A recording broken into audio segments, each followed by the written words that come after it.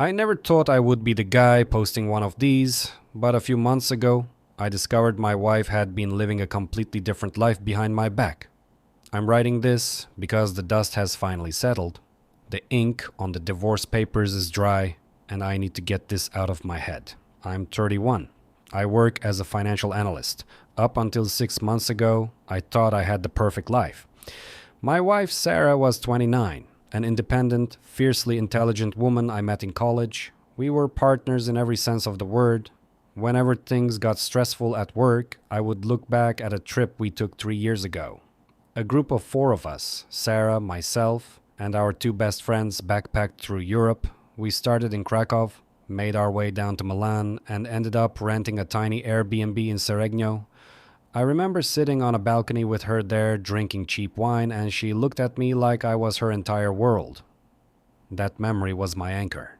It was the reason I trusted her with my life, my heart, and my finances, and it was the exact memory she used to blindside me. The signs didn't start with lipstick on a collar or midnight hotel receipts. If you've ever been betrayed like this, you know it starts much smaller. It starts with a shift in the air. About 6 months ago, Sarah became a ghost in our own house.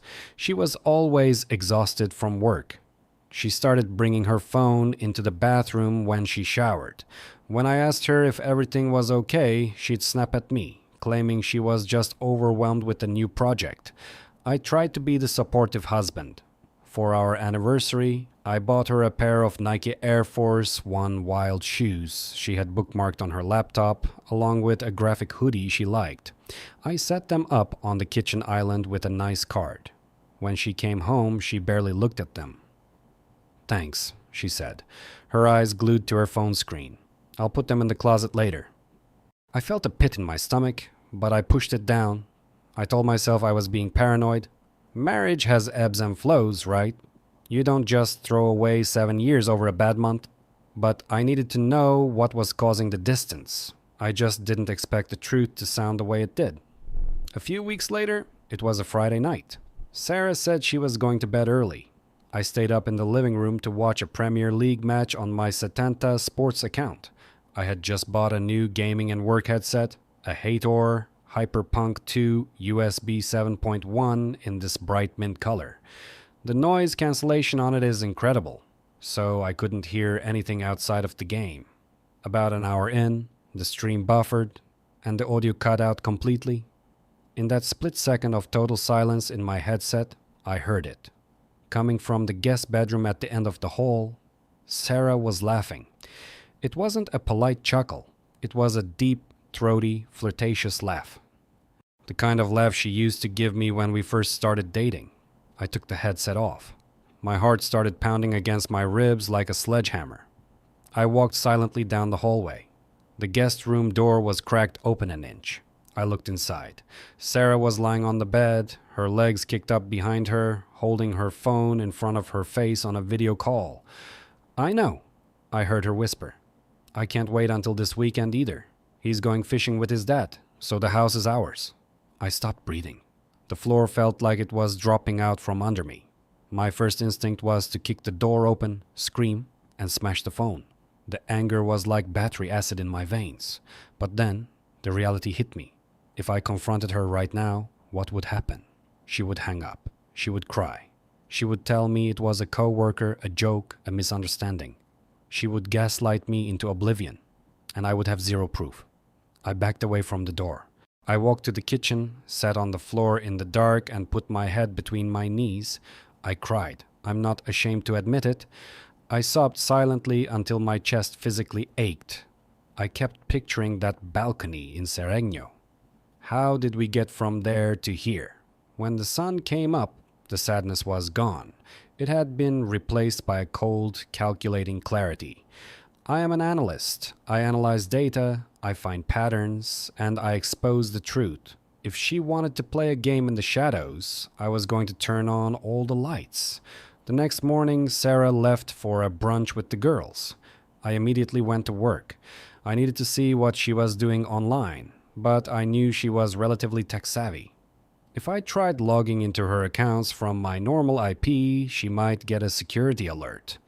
I booted up my personal rig, I opened Dolphin Anti, a specialized anti-detect browser I use for regional software testing, and routed my connection through a batch of rotating German proxies I was currently renting. I was a complete ghost on my own network. I started digging into our shared network logs and her cloud backups. It took me 4 hours to crack the wall she had built, but when I finally got into her synced backup drive, I didn't find just a physical affair. I found a financial massacre. The guy's name was David. He was a guy she met at a networking event 8 months prior. The messages were sickening. They talked about me like I was a joke, like I was a boring, predictable ATM. Because that's exactly what I was to them.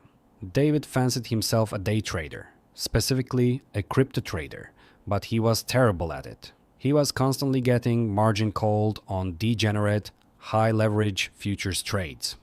And Sarah was bailing him out. I pulled up our joint savings account. On the surface, the balance looked fine. But when I looked at the transaction history, I realized she had been slowly bleeding our account, thousand by thousand, moving the money into her personal checking, and then buying USDT. I traced the blockchain hashes. She was using the TRC20 network to keep the transaction fees low. Over the last 6 months, she had sent over $45,000 in USDT to David's deposit addresses across Bybit, Whitebit, MEXC, and BingX. She wasn't just cheating on me. She was stealing my future to fund her lover's gambling addiction. I sat at my desk staring at the screen. My hands were shaking so hard I couldn't hold my mouse. I had moments where I genuinely thought I was going to lose my mind. I wanted to confront her. I wanted to scream, "How could you do this to us?"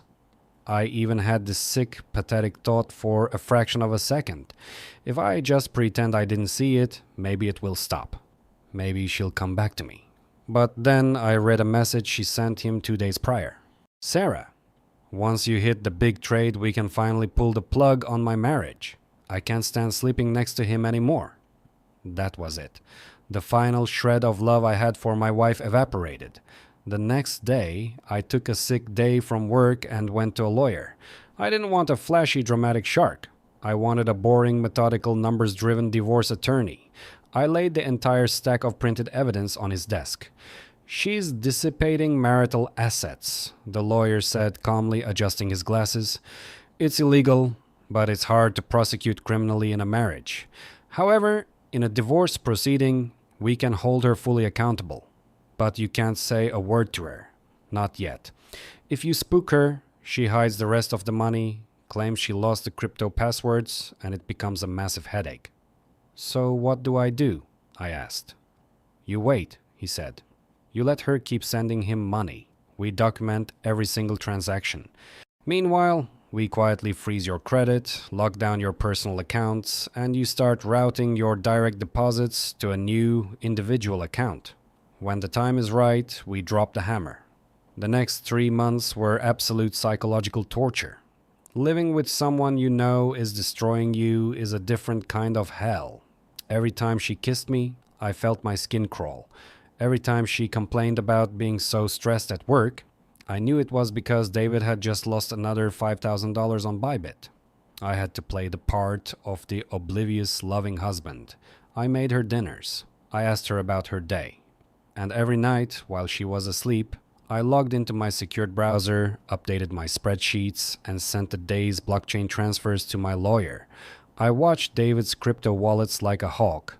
I could see his trades on chain.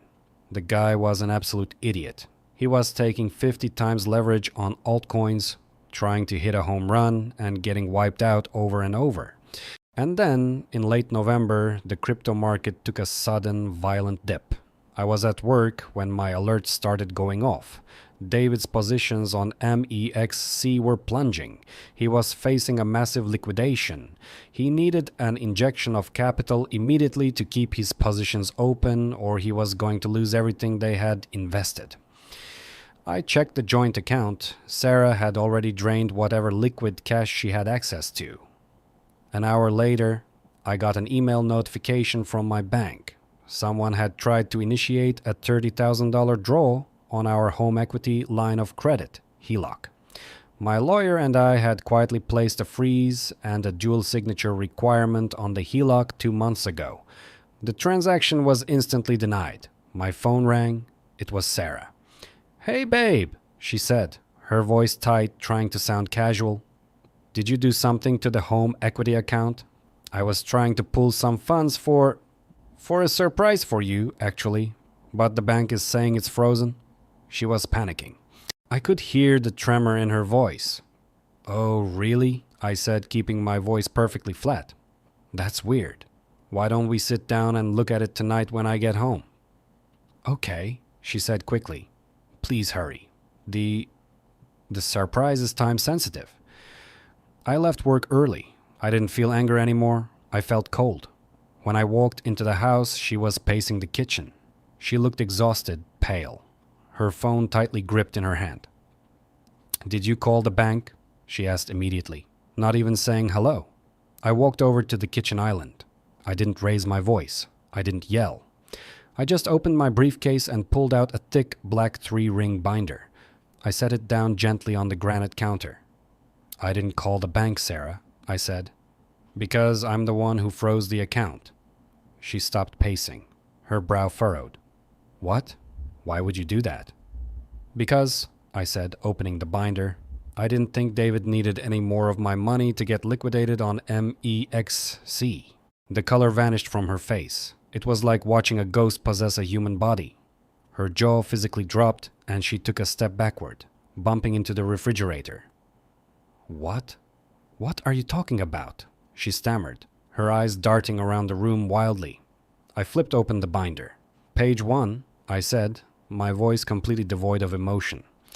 "The first $5,000 transfer in USDT via the TRC20 network. Page 12, the $10,000 you sent him on BingX. Page 40, the chat logs where you told him you couldn't wait to leave me."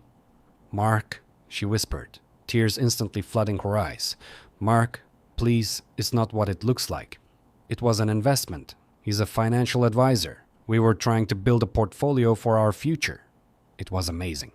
Even in the face of absolute undeniable proof, her first instinct was to lie. "It wasn't an investment, Sarah. It was a margin call, and he just got liquidated about an hour ago. All $45,000 of it is gone." She collapsed into one of the bar stools and started sobbing hysterically. She reached out to grab my hand, but I pulled away. "I'm sorry," she wept. "I was stupid.